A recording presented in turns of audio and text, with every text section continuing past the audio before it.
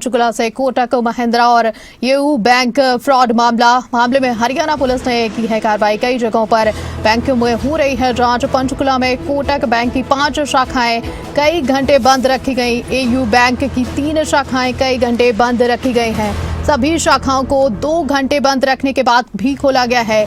कैथल में 2 बैंक की 3 branch seal की गई। वहीं यूको स्मॉल बैंक की 2 ब्रांच को सील किया गया है। कोटक महिंद्रा बैंक की 1 ब्रांच को सील किया गया है। एसएचओ रामनिवास सहित टीम ने कार्रवाई की है। आपको बता दें, एक बड़ी खबर निकलकर सामने आई। कैथल में 2 बैंक और 3 ब्रांच सील की गई हैं। ये बड़ी कार्रवाई देखने को मिली है।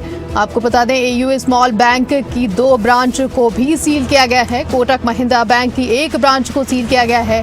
एक बड़ी खबर निकल कर सामने आ रही है। वहीं एसएचओ रामनिवास सहित टीम ने ये कार्रवाई की है। करनाल और रोहतक में ये बड़ी कार्रवाई देखने को मिली, जहां पर बैंक को सील किया गया है। कोटक महिंद्रा और यूको बैंक फ्रॉड का ये पूरा मामला है। मामले में हरियाणा पुलिस ने ये कार्रवाई की है और ब्रांचों को सील किया गया है। कई जगहों पर बैंक में अब जांच की जा रही है।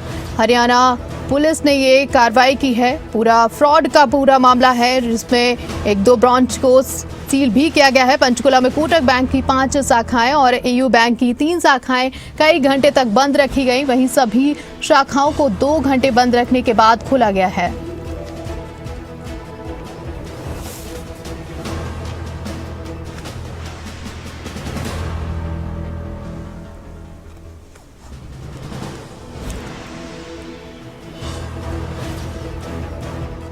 वहीं हम आपको एक रिपोर्ट दिखा देते हैं हिमांशु नारंग की, जिन्होंने करनाल में लोगों से बातचीत की है और जाना है उनका रुख निकलकर सामने आया है बैंकों को लेकर।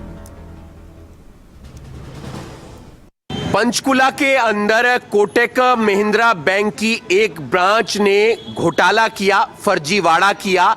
ये फर्जीवाड़ा नगर निगम के करीब 160 करोड़ रुपए का था और उसको लेकर अब लगातार हरियाणा की कई ब्रांचेज कोटक महिंद्रा बैंक की बंद हो गई हैं। फिलहाल उन पर ताला लगा दिया गया है। ये कब तक बंद रहेंगी ये नहीं मालूम, यानी कि सील कर दी है। ये कार्रवाई पुलिस की तरफ से की गई है और एसीबी पूरे मामले की जांच पड़ताल कर रही है। पब्लिक का परेशान हो रही है। मामला फर्जीवाड़े को लेकर है। दरअसल नगर निगम पंचकुला ने 145 करोड़ रुपए के आसपास की एफडी करवाई थी और उसके चलते जो बैंक है कोटक महिंद्रा का, उनकी तरफ से फर्जी अकाउंट खोले जाते हैं, उसमें पैसा ट्रांसफर कर दिया जाता है। नगर निगम को जो है वो फर्जी स्टेटमेंट दिखा दी जाती है, फर्जी कागजात दिखा दिए जाते हैं और ऐसे में अब ना सिर्फ करनाल की ब्रांच पर फिलहाल ताला जड़ा है, बल्कि हरियाणा की कई और ब्रांचेस भी हैं जहां पर ताला जड़ा गया है।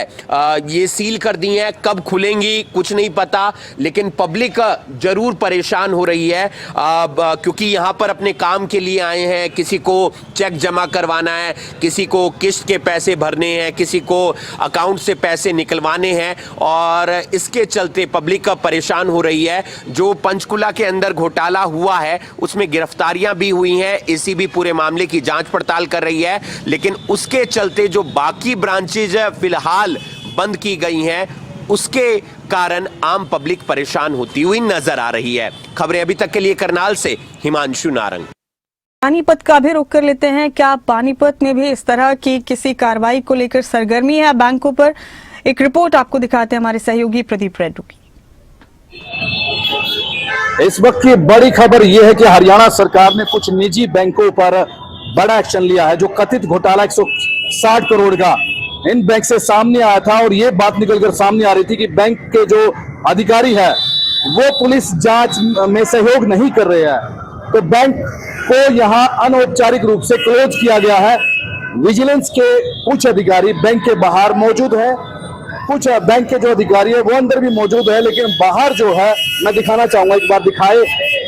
कस्टमर भी परेशान है, कुछ लोग परेशान है जो यहाँ पर आए हुए थे। लाजमी है, लोगों को परेशानी जरूर बढ़ेगी क्योंकि इस प्रकार की खबरें सामने आ रही है। भाई साहब, क्या नाम आपका? कुलदीप सिंह नाम है जी। बैंक में आए थे किस काम के लिए? मैं अपनी पेमेंट जमा कराने आया था जी। बैंक में मेरा खाता जी, यहाँ पे नहीं जाने दिया जा रहा है? जाने नहीं दे रहे जी। क्या कह रहे हैं? कह रहे भाई एंट्री नहीं है, अभी स्टाफ की भी एंट्री नहीं है और कस्टमर की तो अलग बात है। कस्टमर की कोई रीजन बताया बैंक बंद होने का? कोई गार्ड साहब ने बताया कि भाई यहाँ कुछ फ्रॉड हुआ, घोटाला हुआ, कोई इस वजह से है ना जांच चल रही है और अंदर एंट्री नहीं है अभी किसी अच्छा, कोई कंफ्यूजन, कोई डाउट है भाई पैसा फंस जी। सकता है? खुद के पैसे है, इतनी मेहनत की कमाई है जी, अगर ऐसे पैसे फ्रॉड होते रहेंगे बैंकों में तो जी हमारे पैसे कहाँ सेफ है फिर। आप कहाँ से आए भाई? मैं भाई के साथ है जी, पेमेंट जमा करवाने आ रही है। कहीं ना कहीं परेशानी है कि भाई बैंक में ऐसे हो? हाँ जी, परेशानी तो आई।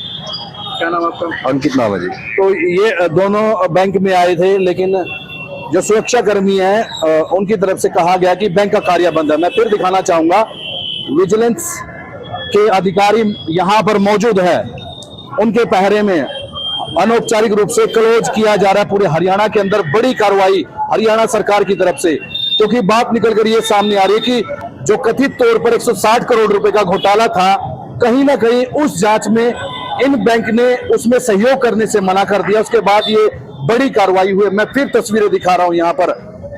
तो बातचीत करने की भी कोशिश करेंगे, विजिलेंस के अधिकारी है, अगर बात करेंगे तो कोशिश करेंगे। चलिए हम समझ सकते हैं विजिलेंस के जो अधिकारी है वो बात नहीं कर सकते। चलिए, लेकिन फिर हम तस्वीरें दिखा रहे हैं आप लोगों को। क्लोज किया गया है, लेकिन और कस्टमरों की समस्या जो है वो बढ़ती जा रही है। बात करेंगे आपसे एम्प्लॉय। तो भाई परेशानी तो बढ़नी लाजमी है, क्योंकि बैंक क्लोज हो रहा है तो कहीं ना कहीं कस्टमर भी परेशान है। तो जांच नहीं की, जांच में सहयोग नहीं किया, तो बैंक को यहाँ पर अनौपचारिक रूप से क्लोज किया जा रहा है। विजिलेंस के अधिकारी मौजूद है और जो सुरक्षा कर्मी है उनकी तरफ से आने जाने वालों को रोका जा रहा है। अपने सहयोगी मनोहर के साथ प्रदीप रेड्डू, खबरें अभी तक।